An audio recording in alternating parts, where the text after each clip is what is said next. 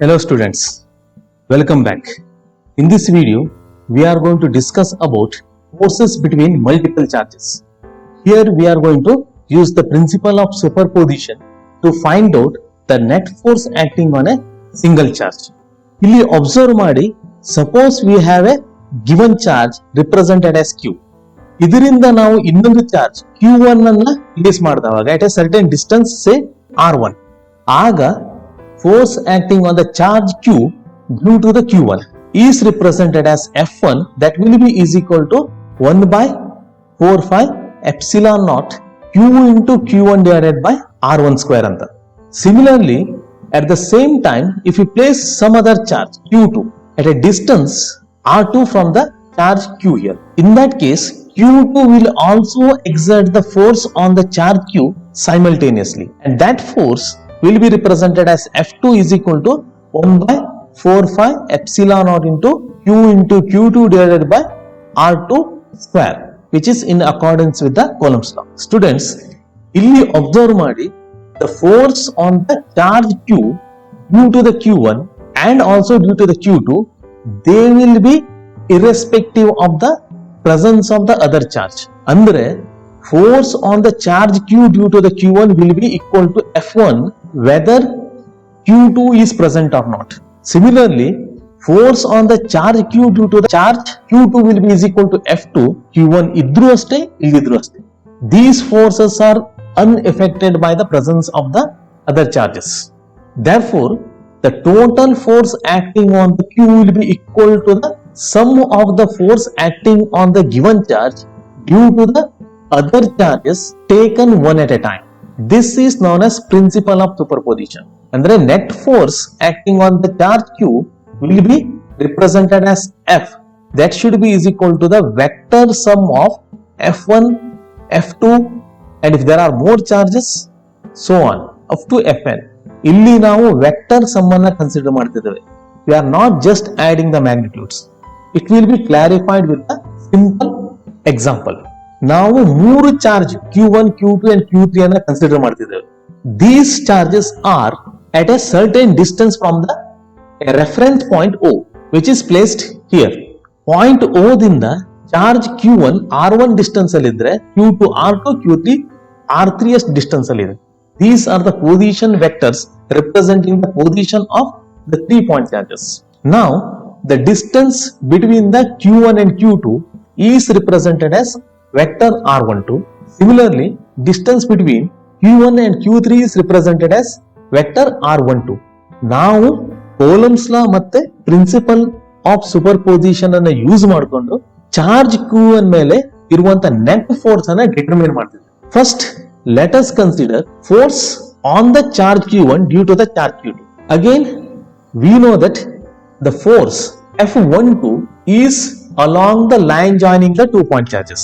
Andre it should be along the line vector R12. If we assume that all the charges are positive, repulsive force irbeku, it will be directed away from the Q2. Nodi, force F12 is given by the Coulomb's law, 1 by 4 phi epsilon naught Q1 Q2 divided by R12 square into R12 cap. Similarly, force on the charge Q1 due to the Q3, that will be given by F13. Again, it will be away from the charge Q3 acting at the charge Q1.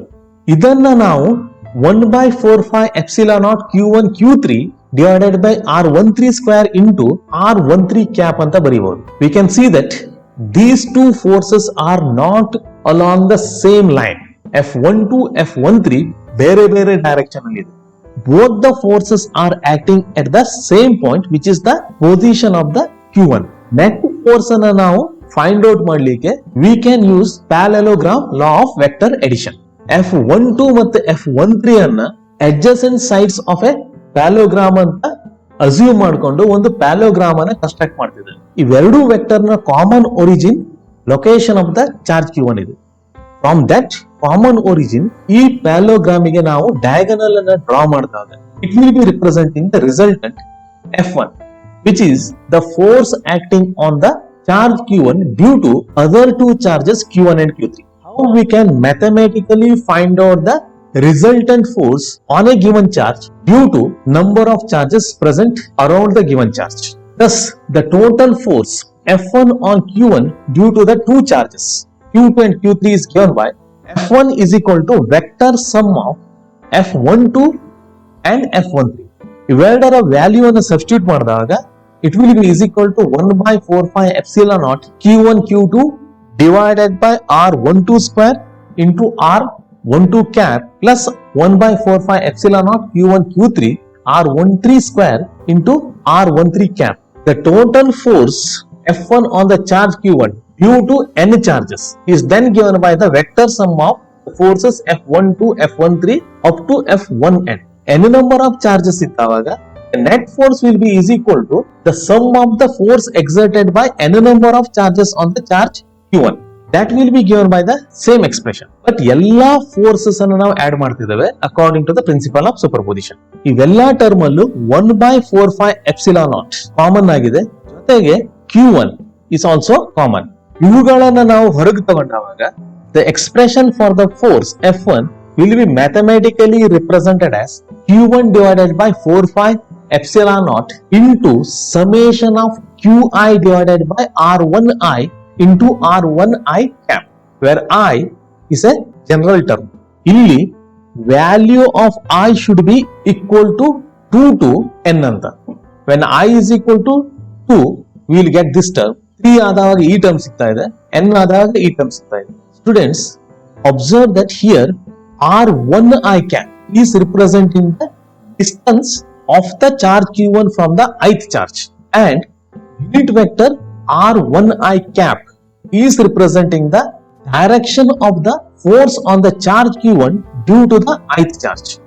Students, I hope you have understood how to find out the net force acting on the given charge due to a number of charges using the Coulomb's law and principle of superposition. Thank you for watching the video. Stay safe, keep learning.